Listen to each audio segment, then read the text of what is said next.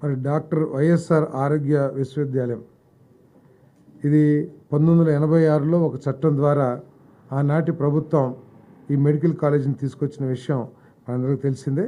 98లో అప్పుడు చట్టాన్ని సవరణ చేసి ఎన్టీఆర్ యూనివర్సిటీగా పెట్టడం, తర్వాత ఆయన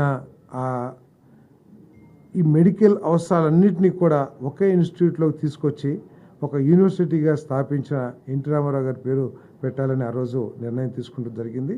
తర్వాత 2006లో doctor NTR university of health సైన్సెస్గా ఆ రోజు వైఎస్ రాజశేఖర రెడ్డి గారు కూడా నిర్ణయం తీసుకుంటూ జరిగింది. కానీ దురదృష్టం, గత ప్రభుత్వం ఒక చట్టాన్ని తీసుకొచ్చి మరి ఆ పేరుని తీసేయటం జరిగింది. తీసేసి వైఎస్ఆర్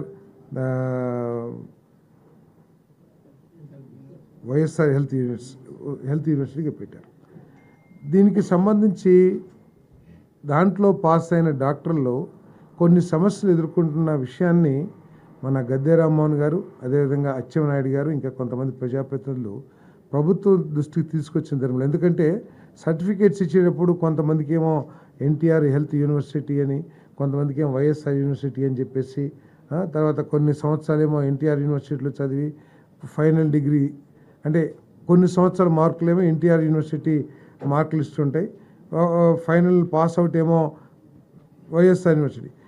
ఇవన్నీ కూడా సమస్యలు ఎదుర్కొంటున్నారనే ఉద్దేశంతో మరి తిరిగి ఆ యూనివర్సిటీకి డాక్టర్ ఎన్టీఆర్ యూనివర్సిటీగా పేరు పెట్టాలని చెప్పేసి మరి నిర్ణయం తీసుకుందని చెప్పేసి కూడా మనం చేస్తా ఉన్నాను.